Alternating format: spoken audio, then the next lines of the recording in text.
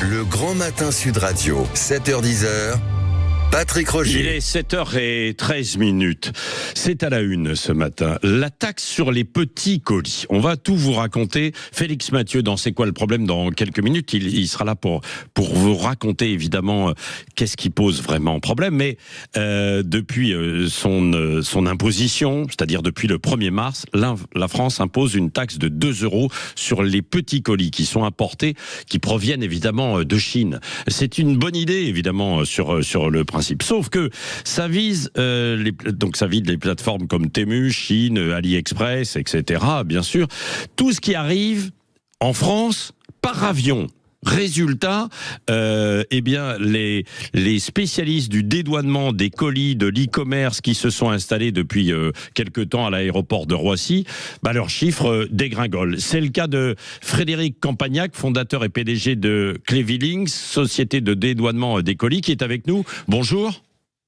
Bonjour monsieur, vous m'entendez ? Oui, on vous entend très bien.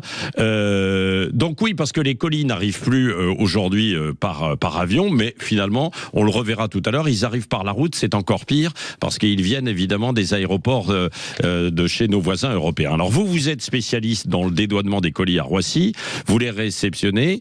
Quel impact a eu donc cette taxe sur votre activité ?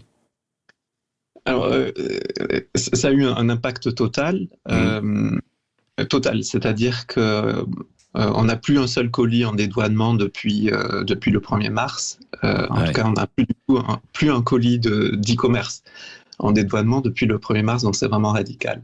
Ouais. Et pour vous mettre un peu en perspective, nous, on était donc un acteur spécialisé du domaine que j'ai fondé il y a déjà une quinzaine d'années, ouais. Et on est devenu le leader en France, notamment en reprenant du volume de la Belgique et des Pays-Bas, parce que traditionnellement, c'est toujours un peu plus simple de faire du dédouanement et c'est un peu plus simple de faire de la logistique dans les pays du Nord qu'en France. Et donc nous, il a fallu qu'on travaille très dur avec l'aéroport, avec aussi une compagnie aérienne française Cargo, qui a revu le CMA CGM Cargo.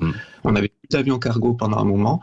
Et en travaillant ensemble, on a réussi à rapatrier pas mal de volume à destination de France.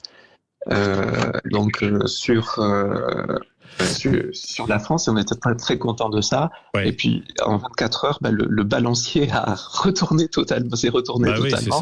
Bon, tout ce qu'on avait construit sur des années est reparti. Oui, c'est ça. Depuis 12 ans, évidemment, puisqu'il y a cette interdiction. Je sais que vous avez rencontré hier le ministre du Commerce, Serge Papin, Frédéric Campagnac. Qu'est-ce qu'il vous a dit ? Alors, non, pour le moment, je n'ai pas eu l'occasion de rencontrer Monsieur Papin. Je pense même, je suppose qu'il serait très, très gêné de me rencontrer. Ah, j'avais cru comprendre qu'il y avait une rencontre de prévue hier. Non, c'était pas ça ? Non, hier, il y a eu une rencontre de prévue, mais j'ai rencontré son conseiller. Ah, son conseiller, oui, bien sûr, voilà, c'est ça. Oui.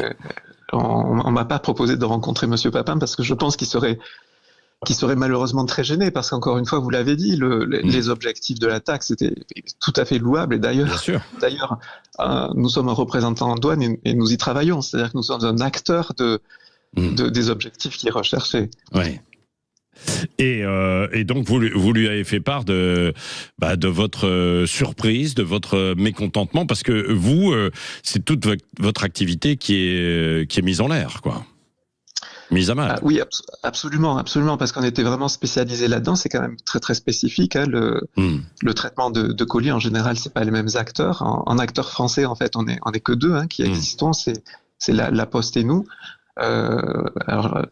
Voilà, on s'entend très bien également et on a les mêmes problèmes. Oui, mais là, Frédéric Campagnac, votre activité s'était spécialisée beaucoup autour du dédouanement de ces petits colis qui venaient notamment de Chine essentiellement et qui sont taxés, c'est ça ?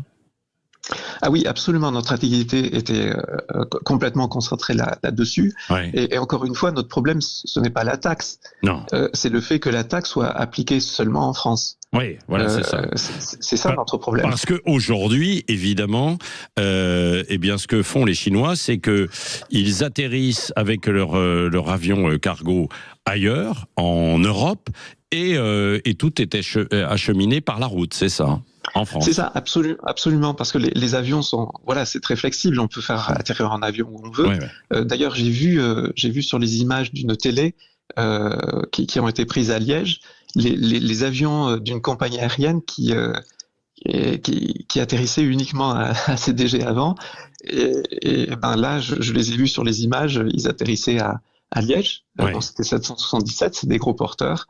Et en fait, c'est ce qu'on a connu, nous, ici, à CDG, c'est-à-dire qu'il y a eu un départ quasiment total de tous les avions cargo chinois Ouais. et de la plupart des avions cargo français aussi et des autres pays pour les autres pays européens. Oui, voilà, c'est ça. Et avec, bien sûr, des conséquences, hein, parce que, C'est ça. vous l'avez dit, sur votre entreprise, et vous avez une question ce matin, c'est est-ce que votre entreprise va pouvoir survivre à cette situation, quoi?